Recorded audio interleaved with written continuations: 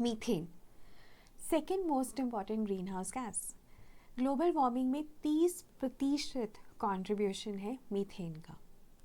Methane ना discussion का part भी नहीं थी प्रायर टू 2020 और अभी it is at the centre stage of climate change negotiations. And in fact 2025 बहुत इंपॉर्टेंट साल है मीथेन के लिए एंड 2026 में you might see a question also.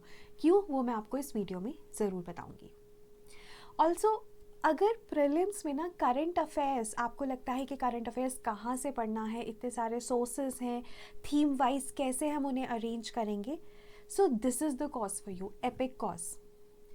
Prelims related subject wise current affairs live हम डिस्कस करेंगे इस कोर्स में within a span of 50 hours, not more than that, and this is priced at 3500 rupees. और अगर आप special 26 code use करते हैं, today is the last day, तो आपको एडिशनल 26% ऑफ मिलेगा at an already affordable cost. Now coming to methane, जैसे मैंने आपको बताया कि methane is the second most important greenhouse gas after carbon dioxide. Carbon dioxide के बाद मीथेन आता है, मीथेन के बाद नाइट्रस ऑक्साइड आता है। Methane is also one of the 6 gases of Kyoto Protocol, listed in the Kyoto Protocol. बाकी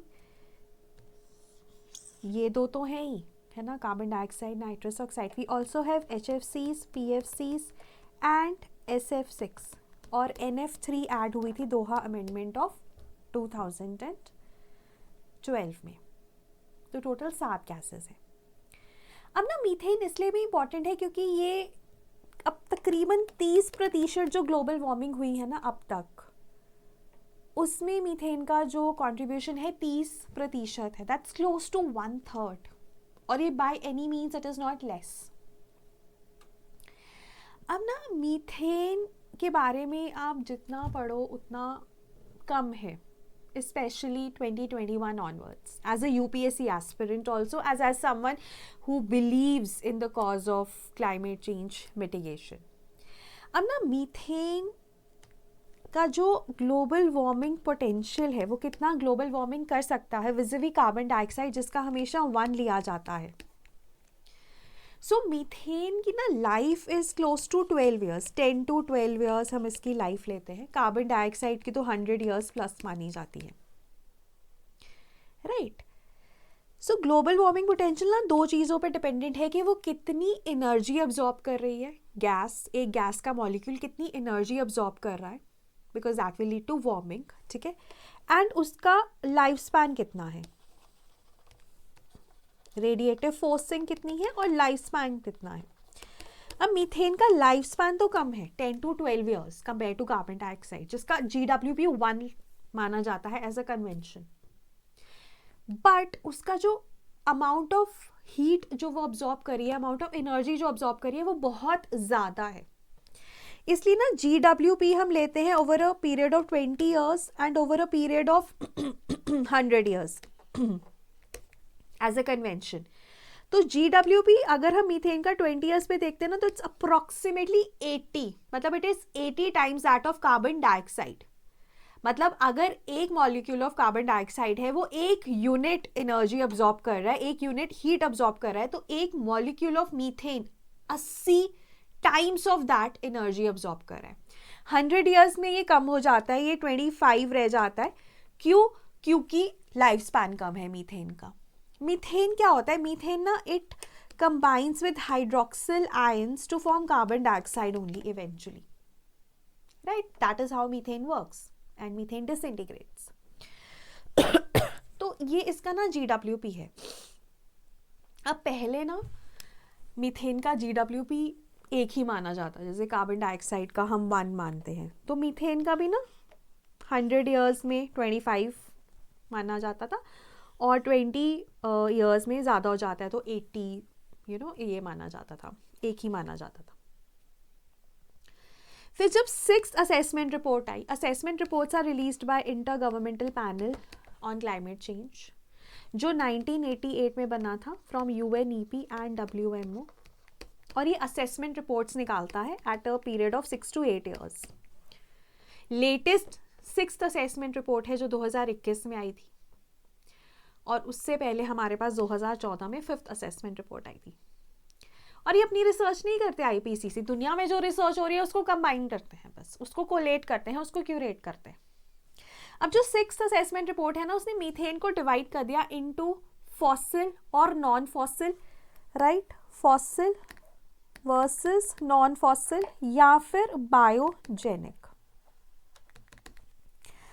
अब क्या कॉन्सेप्ट है ये, पहले ये समझते हैं. फॉसिल मीथेन होती है जो फॉसिल फ्यूल से आती है, जैसे नेचुरल गैस है ना, सबसे बड़ा सोर्स है मीथेन का. और बायोजेनिक मीथेन या नॉन फॉसिल मीथेन है जो हमारे let's say live stock release कर रहे हैं या जो हमारे बैक्टीरिया रिलीज कर रहे हैं, वो है बायोजेनिक मीथेन.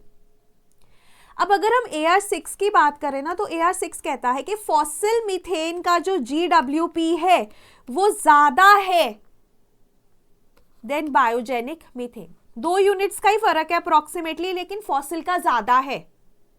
क्यों? क्योंकि fossil is a stock gas, वो स्टोर्ड थी. फॉसिल गैस का जो कार्बन डाइऑक्साइड है या जो कार्बन है वो स्टोर्ड है, वो कार्बन साइकिल का पार्ट नहीं है, वो लॉक्ड था कहीं पे, वो स्टोर्ड था. हमने उसको यूज किया, हम मीथेन को निकाल रहे हैं, उसको कंज्यूम कर रहे हैं, तो we are using it, otherwise वो लॉक्ड रहता और वो एडिशनल ग्लोबल वार्मिंग करेगा, एडिशनल हीटिंग करेगा. कंपेयर टू बायोजेनिक, बायोजेनिक ऐसे बनता है जैसे प्लांट्स है ना, plants will take up carbon dioxide let's say from the atmosphere and convert it into carbohydrates by the process of photosynthesis. अब ये एनिमल्स ने कंज्यूम किया, लेट्स से लाइव स्टॉक ने कंज्यूम किया. अब लाइव स्टॉक जो है उनके पेट में होता है enteric fermentation and it will release methane, है ना.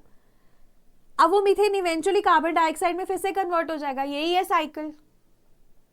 12 साल बाद मीथेन कार्बन डाइऑक्साइड में कन्वर्ट होना ही है, यही तो साइकिल है. तो ये जो बायोजेनिक मीथेन है ना, ये कार्बन साइकिल का पार्ट है, इसीलिए इसको फ्लो गैस कहा जाता है और ये साइक्लिकल है.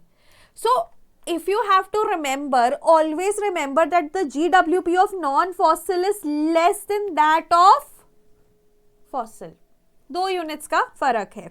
अगर आप 100 साल में देखोगे 29.8, 27.2 और वहां पर 82.5, 80.8, 2 units. That's how you remember, and fossil is more than biogenic. So this is one thing as far as the GWP is concerned. The other thing that you have to know with respect to methane is that methane के sources, अगर हम sources divide करें methane के natural और anthropogenic में, so natural is 40%, anthropogenic is 60% approximately.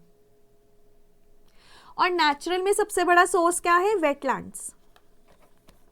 Wetlands wetlands में आपको पता है मार्श गैस प्रोड्यूस होता है. वेटलैंड्स और मार्शेस, और मार्शेस में मार्श गैस प्रोड्यूस होता है. जैसे आपके पास अगर वेटलैंड है ना, तो आप देखते हो उस पर कभी कभी ना ऊपर बबल्स बनते हैं, वो बबल्स होते हैं मीथेन के, मार्श गैस, तभी मीथेन को मार्श गैस भी कहा जाता है, राइट.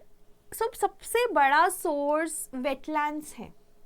और एंथ्रोपोजेनिक में इट इज एग्रीकल्चर नंबर 1 पे. Then you have your energy जिसमें नेचुरल गैस वगैरह रहते हैं. Then you have waste, landfills.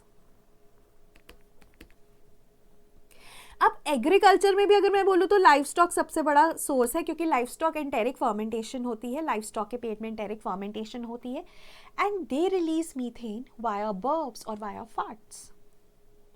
तभी ना non vegetarianism is the biggest source of methane in western countries, क्योंकि वहाँ पे लोग बीफ खाते हैं. अब बीफ खाएंगे तो फिर लाइव स्टॉक रेयरिंग भी होगी, है ना, और जब लाइव स्टॉक रेयरिंग होगी तो मीथेन प्रोड्यूस होगा. Then we have livestock के बाद rice, paddy cultivation, that is also source of methane. But अब मैंने बोला एंथ्रोपोजेनिक इज 60%, नेचुरल इज 40%, है ना. ज़्यादा एंथ्रोपोजेनिक है, और एंथ्रोपोजेनिक में भी एग्रीकल्चर और एग्रीकल्चर में भी एंटेरिक फर्मेंटेशन। बट अगर आपसे सिंगल बिगेस्ट सोर्स पूछा जाए तो दैट इज वेटलैंड्स।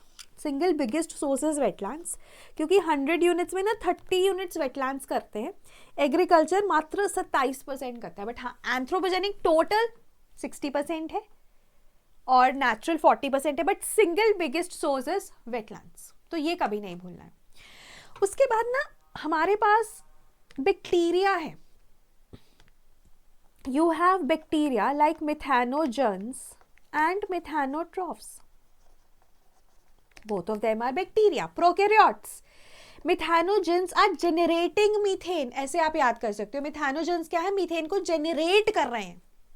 अब ये बैक्टीरिया वेटलैंड्स में हो सकते हैं, मीथेन को जेनरेट करेंगे। राइस का जब हम कल्टीवेशन करते हैं, जब हम पानी खड़ा करके रखते हैं, that's kind of a wetland also, वहां पर भी मिथेनोजेंस बैक्टीरिया ही मीथेन प्रोड्यूस कर रहे हैं। लैंडफिल्स में मिथेनोजेंस बैक्टीरिया मीथेन प्रोड्यूस कर रहे हैं। जहां पे भी मीथेन प्रोड्यूस हो रही है, मीथेन जनरेट हो रही है, मिथेनोजेंस आर एक्टिंग। और मिथेनोट्रॉफ, ट्रॉफ मतलब nutrition, these bacteria use methane as a source of nutrition, so they are decreasing the level of methane. अगर मिथेनोजेंस मीथेन का लेवल बढ़ा रहे हैं तो मिथेनोट्रॉफ्स मीथेन का लेवल कम कर रहे हैं। अब नॉर्मली अगर हम मीथेन की बात करें तो मीथेन का जो लेवल था ना प्री इंडस्ट्रियल टाइम्स में, वो हमारे पास बहुत ही कम था। That was close to I think 720 parts per billion, और अभी 1900 पार्ट्स पर बिलियन है। और मेथनोट्रॉफ्स कब एक्ट करते हैं? जब आपके पास मीथेन ना 500 ppm हो, ठीक है, 1000 ppm हो, 500 ppm हो, इससे ज्यादा में ही एक्ट करते हैं मेथनोट्रॉफ्स। तो अभी हम ऐसे बैक्टीरिया डिस्कवर कर रहे हैं जो कम मीथेन एमिशंस जहां पे हो रही है ना, वहां पे भी एक्ट करे, right. So this part you have to take note of. उसके बाद ना तो हम सोर्सेज की बात कर रहे हैं मीथेन के, है ना। One of the biggest source is your wetlands, है ना, योर एग्रीकल्चर, उसमें enteric fermentation by livestock, और उनमें बैक्टीरिया, है ना। Then you have the biggest source of methane natural gas, right. ये सब सोर्सेस हैं। फिर है मीथेन के सिक्वेस्टर्स। मीथेन रिड्यूस कैसे हो रहा है एटमॉस्फेयर से? You have the formation of fire ice और मीथेन हाइड्रेट्स और मीथेन क्लैथरेट्स। ये क्या होता है? आपके पास हाई प्रेशर और लो टेम्परेचर में मीथेन कंबाइन करता है वाटर के साथ to form crystals which are known as fire ice और मीथेन आइस और हाइड्रोमीथेन और मीथेन क्लैथरेट और नेचुरल गैस हाइड्रेट और गैस हाइड्रेट। ये डेप्थ्स ऑफ द ओशन जहाँ पे हाई प्रेशर और लो टेम्परेचर होगा वहाँ पे मिलेंगे।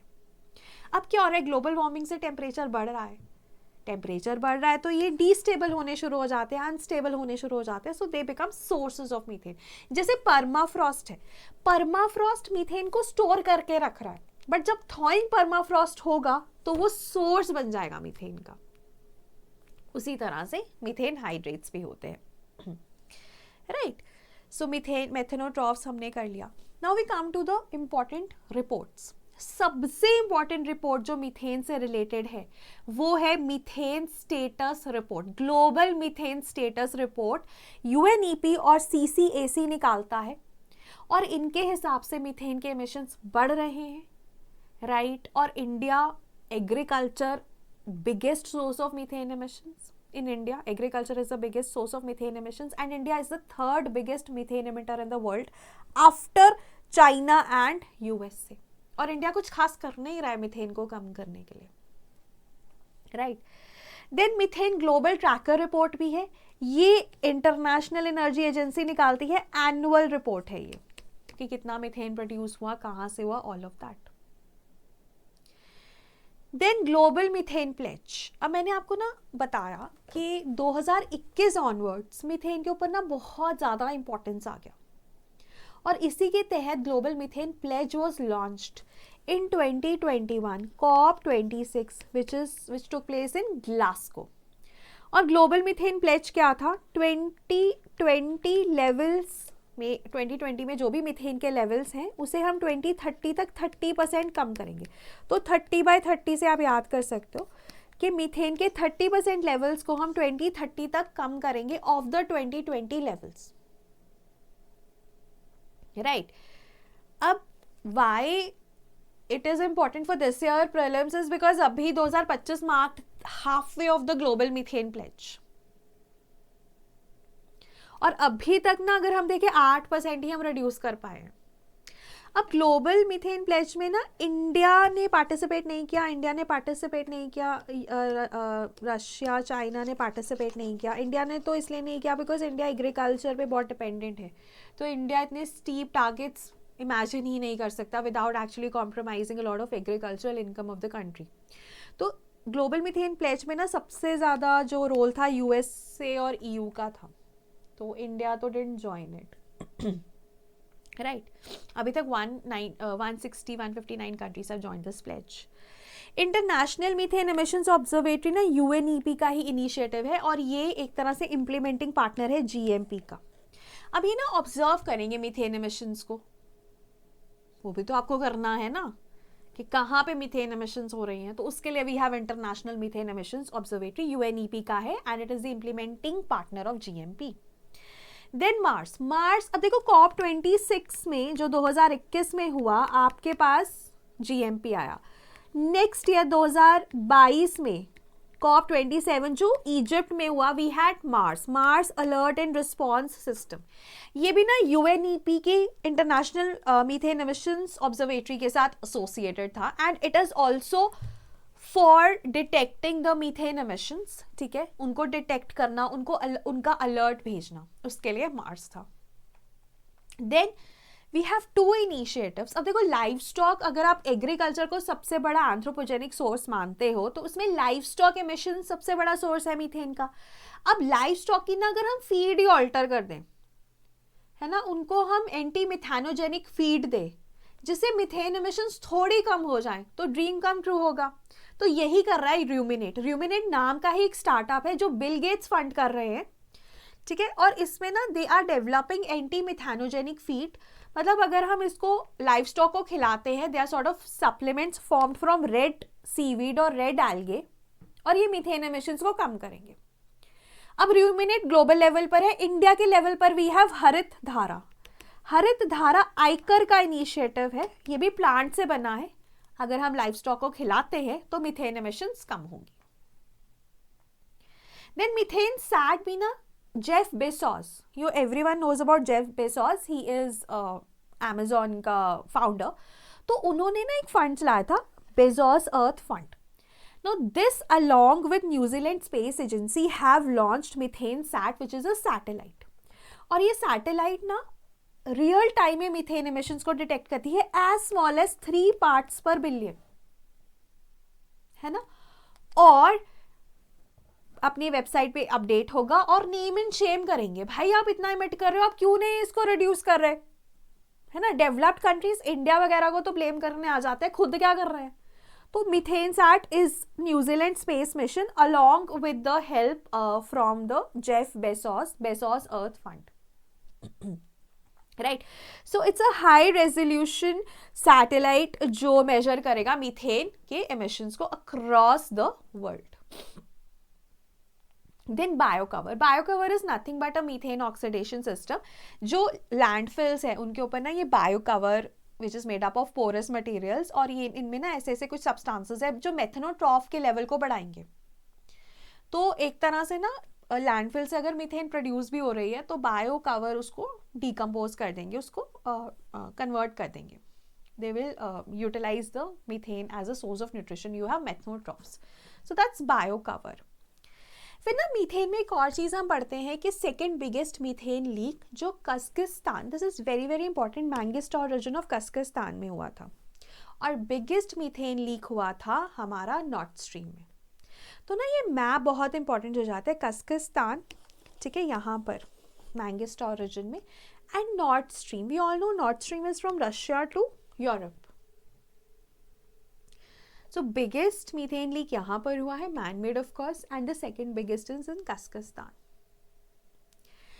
So this is all about methane, that is very important for all of you. तो हमने मीथेन होता क्या है, उसके लेवल्स, उसका GWP of fossil versus non fossil, the sources of methane, biggest largest source of methane, natural versus anthropogenic sources of methane, methanogens versus methanotropes, fire rise, methane hydrates, ठीक है, global methane status report, everything about methane we have covered in this video. और ऐसे ही हम अपने crash course में भी cover करते हैं. We have just covered methane, वहाँ पे हम सारी गैसेस को कवर करेंगे.